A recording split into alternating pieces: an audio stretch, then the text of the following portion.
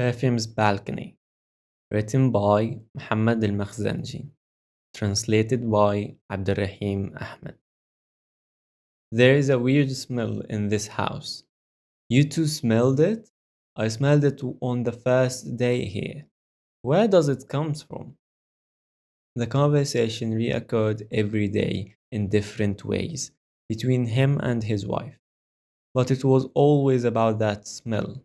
Even the children noticed it and kept frequently inquiring about it, with the repetition and exaggeration that children are blessed with. It's like the family became five noses sniffing each corner of the house and kept sniffing for a longer time in the lobby between the sitting room and the small guest bathroom. Maybe it's from this bathroom? The question was raised, and the search was repeated carefully with no results. As the bathroom is locked and hadn't been used yet, and all its drains are well covered, in fact, they shine with assured hygiene. The only smell that exists is the faint smell of new paint, which is not similar to the stressful smell at all. A weird smell, not a filthy smell nor lovely, but it makes you feel anxious. Damp smell. He reached this definition. However, his wife concluded that it is like the smell of boiled peas or chickpeas, but it's cold. His wife's definition of the weird smell inspired him with another similar smell, a freshly caught fish, but right after it stops moving, the smell turned into an insensible feeling, which was forgotten by the wife and the kids, but it kept disturbing his happiness with the new apartment. It became an embodied smell that he felt its invisible limitations in that part of the hall. His chest started to hurt him from the intense sniffing while he fills his lungs till it's full, holding this for a long, hoping he will reach a more precise definition. The smell suddenly vanished and re emerged out of nowhere in the same place. Then he discovered its emergence in other places in the house. He began to be sure that it has a shape and limitations he can feel without seeing or touching it. An ethereal cloud covering an area parallel to the middle of his abdomen and slightly higher than the top of his head. He was smelling it while bending his knees slightly until it disappears, and smells it again as he rises from his bending. He kept smelling it while standing little by little on his toes, but he didn't smell it when he stands on a chair in the same place. It has an entity that is approximately the length of his torso and approximately the width of his chest. Undulating was confirmed by the fact that this space kept changing its dimensions. He started to think of ghosts, and the thought was disturbing, but a thought flashed through his mind as he felt the smell again. A smell of fish that just stopped moving? A smell of boiled beans steam? Then he figured it out.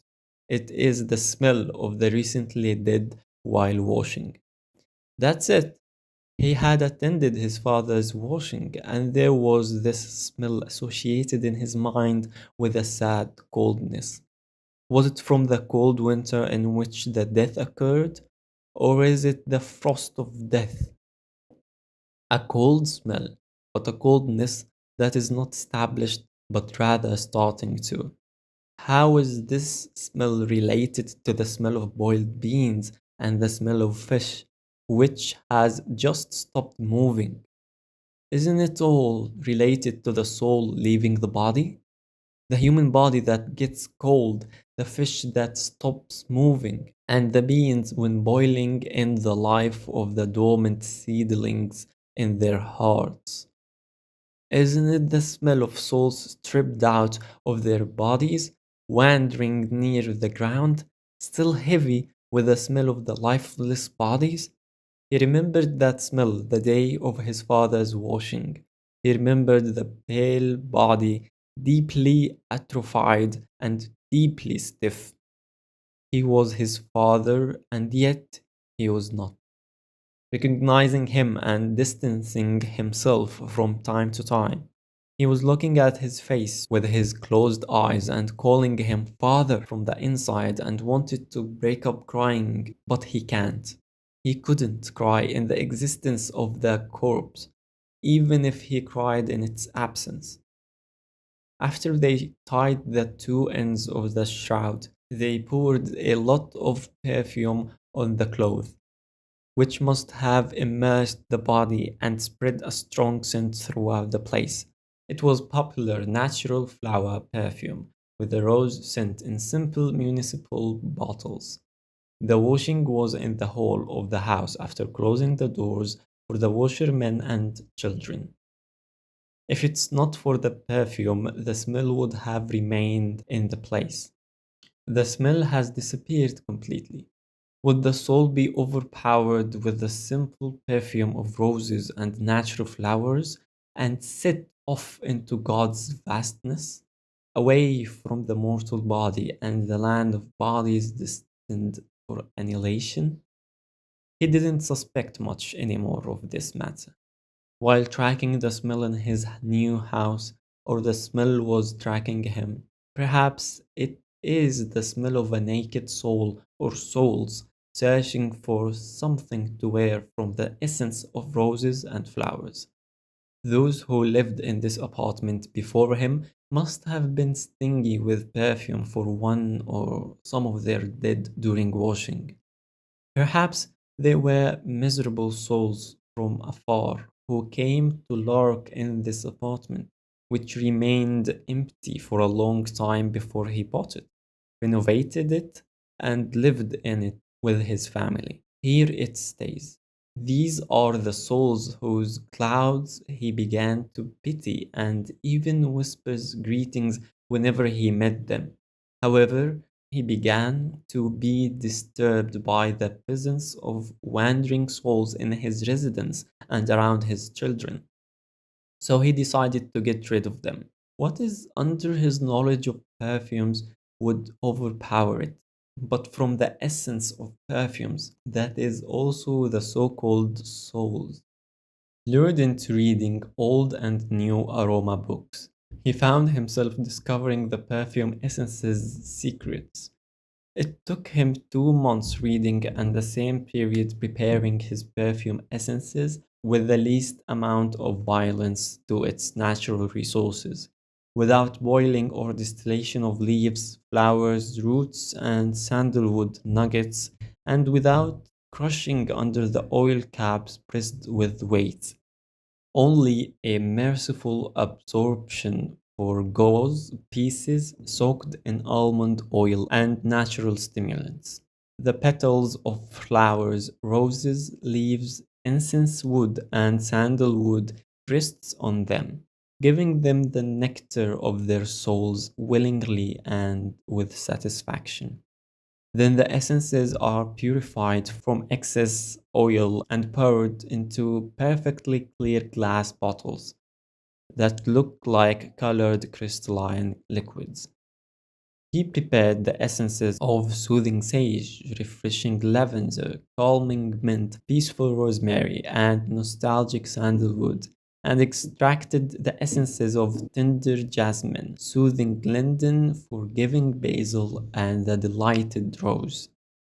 9 bottles, for which he brought a table and lined them up in the corner of the hallway, where the cloud of the bewildered soul was shivering between the living room and the small guest bathroom. His wife tried to touch the bottles to inquire about what was in them, but he startled her with a shout that prevented her from touching them. The children flinched, withdrawing their curiosity from the shout that the mother received. He said to elevate the hair surprise, it is perfume essence. It is perfume essence to remove the smell. He repeated the statement to his children. He dragged the perfume table away from the place day after day and convinced his wife and children that he was dragging the smell to get it out of the apartment, and did not tell them about the wandering souls seeking clothes made of perfume, afraid of frightening them or not believing him. His wife was concerned about his strange behavior, but she only begged him to hurry up and get the smell out of the apartment. The perfume essences were fragrant with solid strength and concentration, and after 7 days, he had to decide where the soul or souls would depart once their aromatic overpower was complete. There was no better place than the part of the balcony they had glazed off from the large eastern balcony from the living room, to which he dragged the table of 9 bottles and opened the small window in the place, with the nozzles of the bottles open. The smell is gone! It's no longer here! His wife noticed the disappearance of the smell from the place it was emitted from, and the kids confirmed that with their sharp little noses. But he was aware that it's not over yet. It would surprise him in different corners of the house with light clouds of rose, lavender, sandalwood, and basil fragrances. The soul or souls would try the perfumes, not knowing which perfume to choose after such long nakedness in the vacant apartment. And he was careful to leave open passages between the corners of the house and the glassed balcony, where the perfume bottles waited. He made sure to always leave the small window of the balcony open. The spectacular show began to mesmerize him deep into the night. 7 consecutive nights, the first of which he discovered by chance that sleep flew out of his eyes. Once his wife and children fall asleep, he would sneak into the darkness to the closed part of the balcony and stay there without turning on the light for minutes until the soul or souls became familiar with the presence of his reassured soul, revealing their presence as they drew from the perfumes to wear, and revealing the drawings styles as fractures of diamonds that shine under the light when there is no light in the place. Starlets shine with all the colors of the rainbow as they float transparently in, over, and around the perfume bottles. Every day on the balcony, he noticed that the lavender perfume was running out faster than the others, yet the rest of the perfumes were not running out. He thought that this soul or souls were lacking serenity and a touch of joy. So he added another lavender bottle to his bottles, a second one, a third one, a fourth one, until there were 5 bottles of lavender essence on the table. And the balcony was filled with a faint turquoise glow as the miniature azura starlets twinkled densely. At midnight, on the 7th night, the starlets moved from one lavender bottle to another until they shone brightly in the last bottle. In a brief flash of time, the turquoise shimmer around the condensation of azure starlets, containing them in his heart and hovering upward. All that splendor spilled out of the small window and disappeared. The darkness of the night was so dark and hollow that he almost burst into tears, and he only fell asleep in the morning light. He slept all day, and at sunset he woke up, lifted the lavender bottles off the table, and they were bone dry. His wife suggested that he leave the table to put the microwave oven on and close the balcony, leaving the window open while it was running so that its radiation would not accumulate in the house and harm the children. He agreed with a heavy heart and strove to conceal his sadness from her eyes. No one knows that now and then he sneaks onto the balcony to hide a small bottle of perfume from what he can extract, hiding it behind the back of the microwave and leaving it open, in case one of the many departed souls in this world comes wandering in and taking the aromas available to it.